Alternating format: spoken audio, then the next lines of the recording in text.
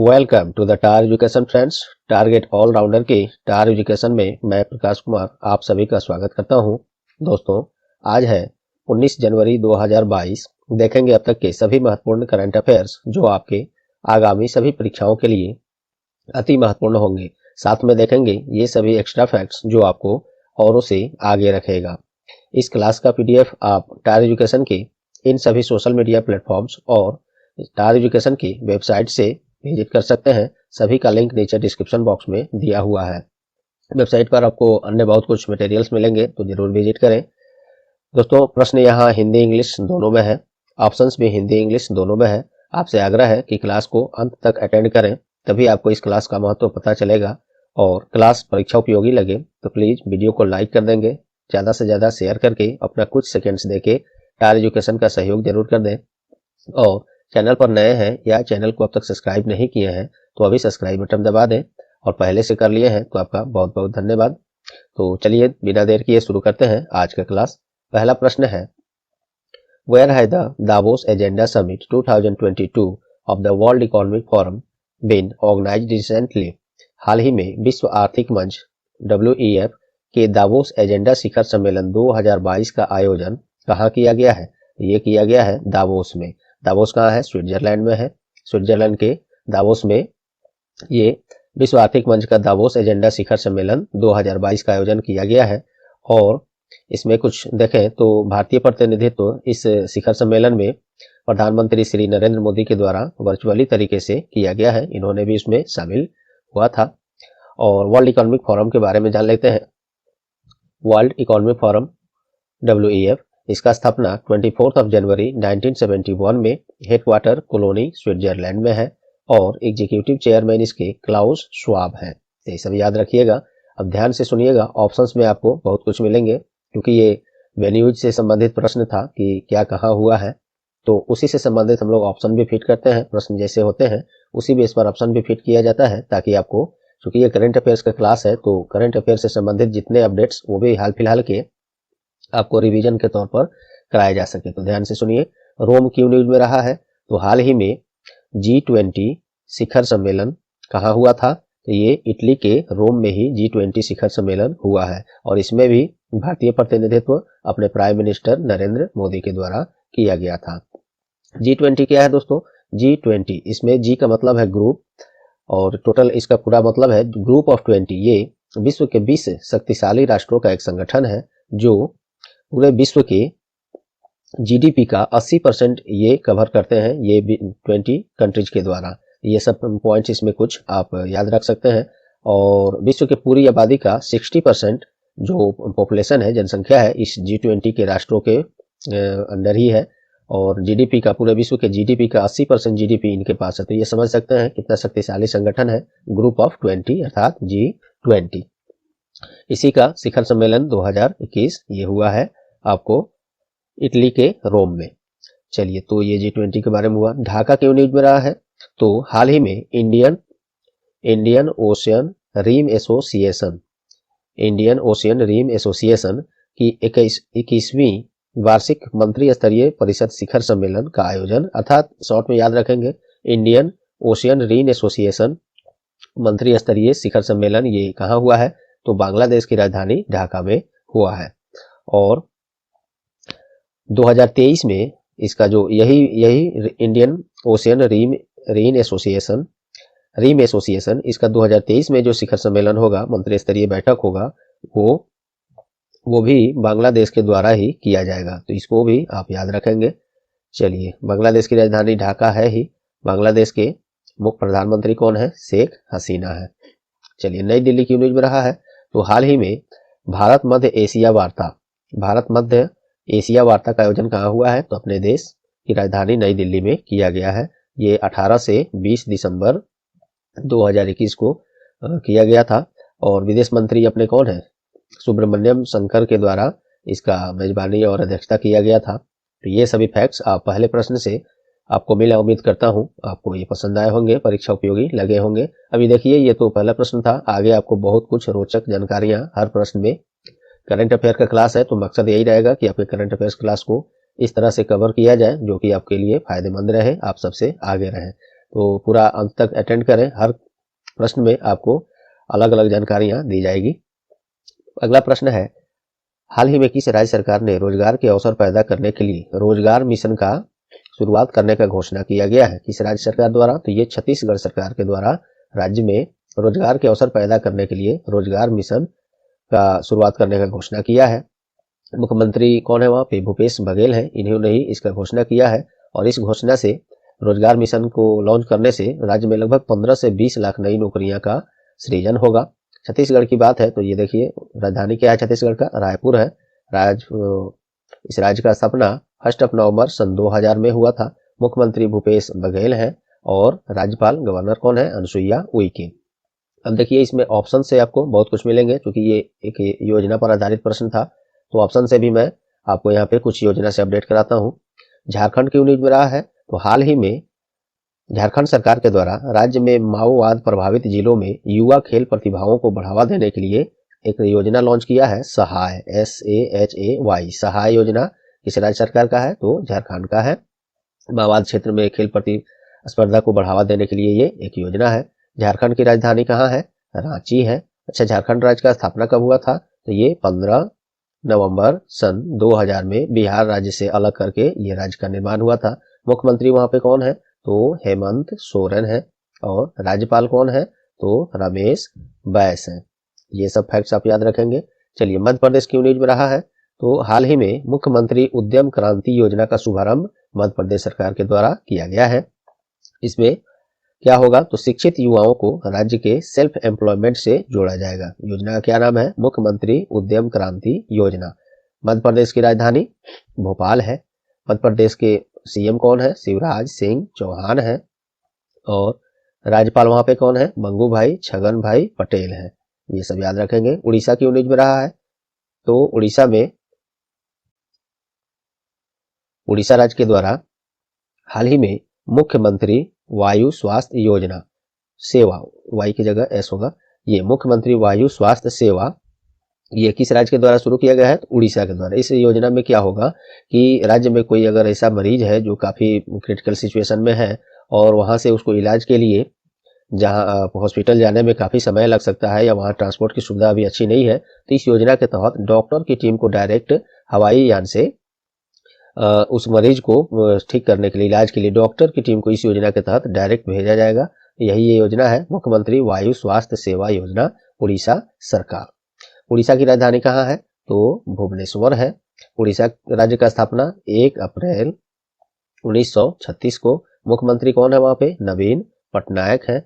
और राज्यपाल कौन है? गणेशी लाल है। तो देखिए दोस्तों, आपको एक प्रश्न से कितने सारे फैक्ट्स बिना बोझ के आपको बस क्लास अटेंड करना है। धीरे धीरे हर चीज याद होते जाएगा, रटना कुछ नहीं है। क्लास बस अटेंड कीजिए, सब कुछ धीरे धीरे याद हो जाएगा। तो उम्मीद करता हूँ यहाँ तक आपको पसंद आए क्लास। अगला प्रश्न देखिए, AFC women's Asian cup India 2022 का आयोजन कहाँ किया जाएगा? तो ये किया जाएगा अपने देश भारत में, बहुत जल्द किया जाएगा इसको। और AFC का मतलब क्या होता है? क्योंकि यहाँ तक आपको समझ में बहुत लोग को नहीं आया होगा ये किस खेल से संबंधित है।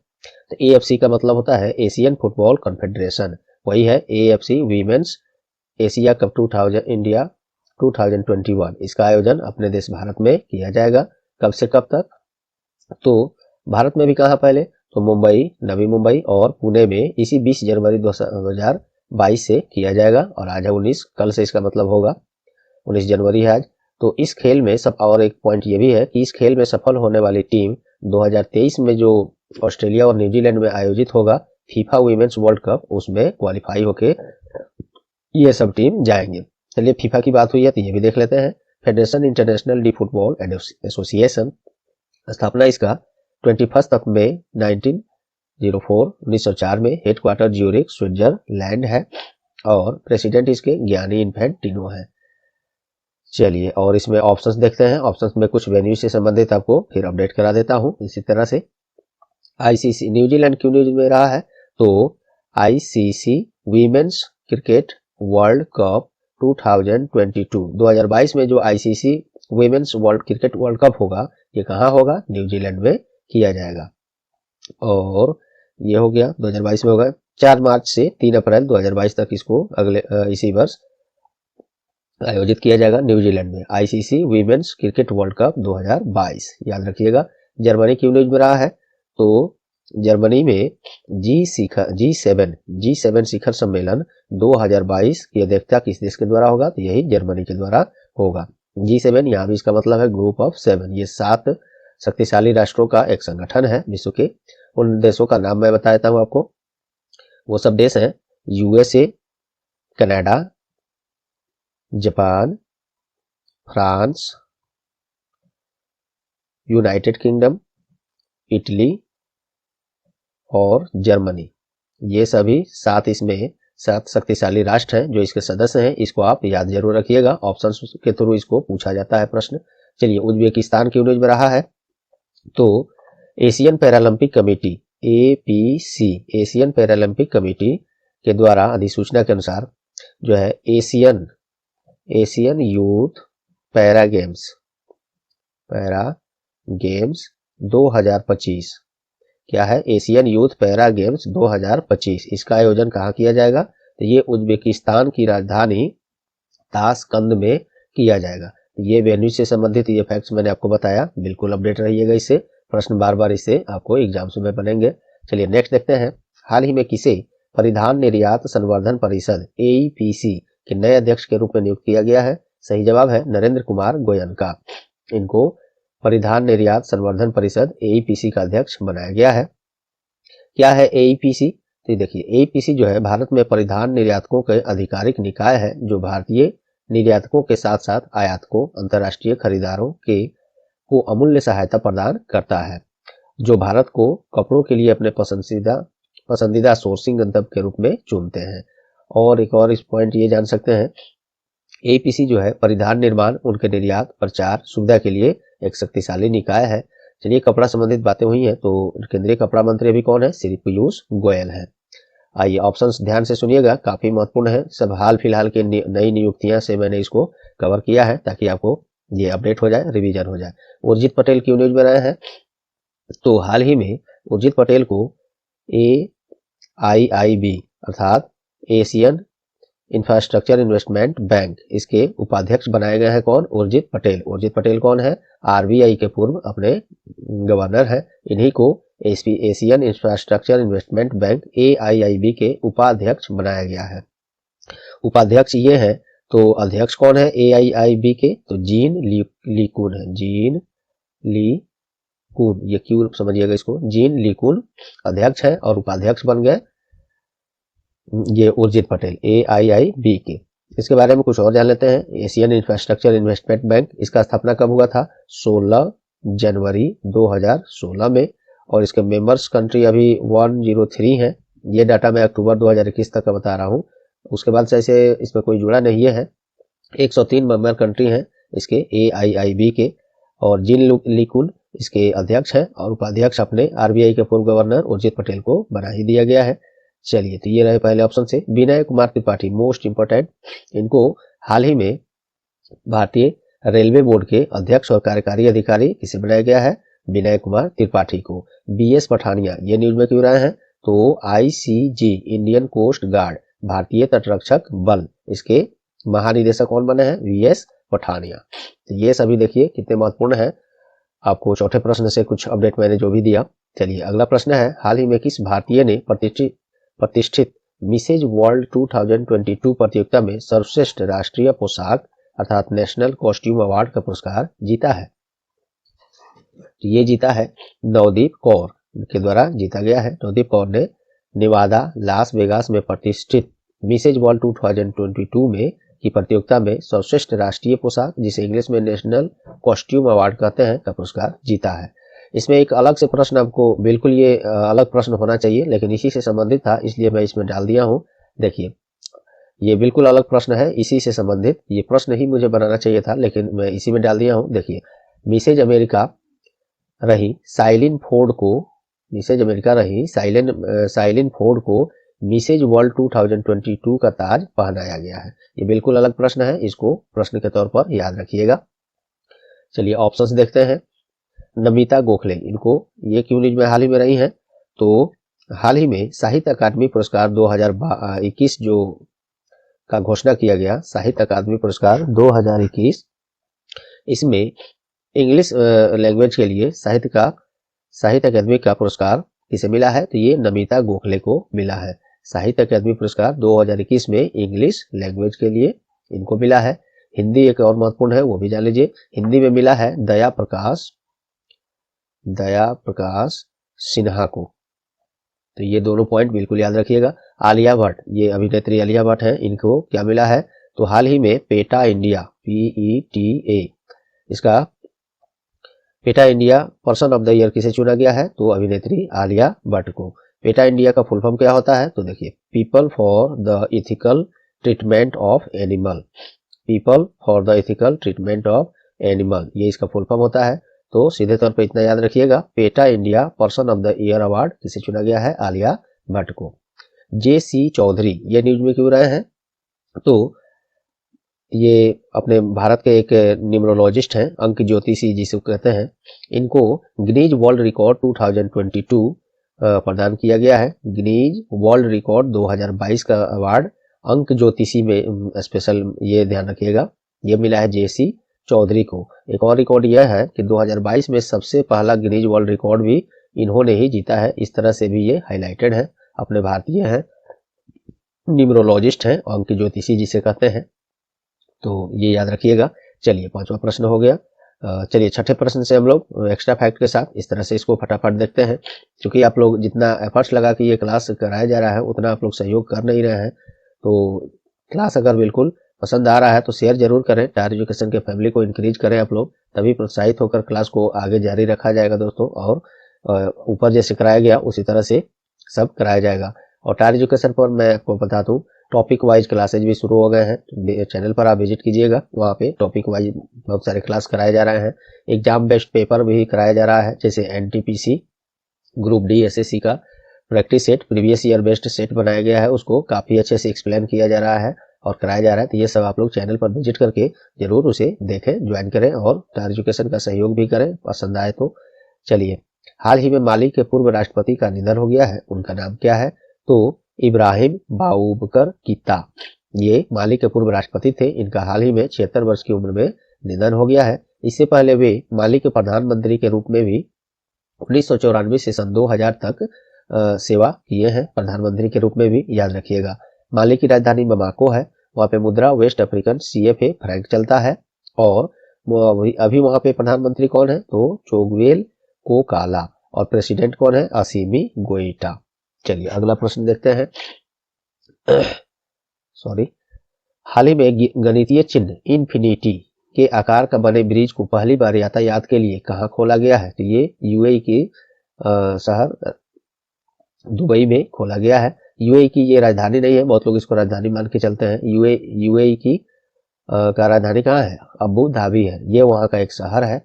तो UAE के दुबई में गणितीय चिन्ह इन्फिनिटी जो ऐसे होता है, तो इसी आकार का बने ब्रिज को पहली बार यातायात के लिए खोला गया है दुबई में, इसको याद रखिएगा। और UAE का राजधानी अबू धाबी है, मुद्रा UAE दिरहम है, और क्राउन प्रिंस वहाँ के कौन है? शेख मोहम्मद बिन जायद अल नहयान। ये सब पॉइंट्स आप याद रखिएगा। नेक्स्ट क्वेश्चन देखते हैं। हाल ही में 9वें राष्ट्रीय आइस हॉकी चैंपियनशिप का आयोजन कहाँ किया गया है? तो ये हिमाचल प्रदेश में किया गया। ये प्रश्न मैं कल ही करा चुका हूँ दोस्तों, रिवीजन के तौर पर मैं पुनः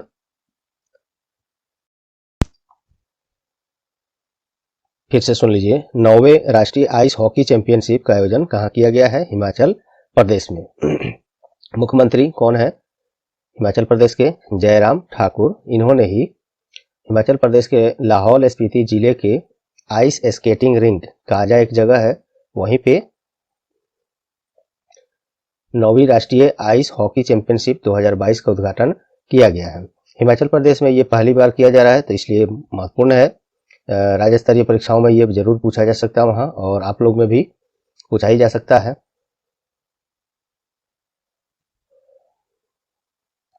हॉकी से संबंधित बातें हुई हैं, तो ये देख लेते हैं। देखिए, 1925 से 2008 तक हॉकी जो खेल का आयोजन कराता है इंडिया में, उसको इंडियन हॉकी फेडरेशन के नाम से जाना जाता था, लेकिन इसको 2009 में हॉकी इंडिया के नाम में बदल दिया गया। तो ये इसका स्थापना अगर पूछे तो ऑप्शन में जो रहेगा इन दोनों में आप ध्यान रखिएगा। इसका हेडक्वार्टर न्यू दिल्ली है। प्रेसिडेंट हॉकी इंडिया के ज्ञानेंद्रो निगोम्बम है। चलिए हिमाचल प्रदेश के बारे में भी जान लीजिए। हिमाचल प्रदेश राज्य का स्थापना 25 जनवरी 1971 को। राजधानी दो ठो है, एक है शिमला समर सीजन के लिए, एक है धर्मशाला विंटर सीजन के लिए। मुख्यमंत्री जयराम ठाकुर हैं और राज्यपाल राजेंद्र विश्वनाथ आर्लेकर हैं। चलिए अगला प्रश्न देखते हैं।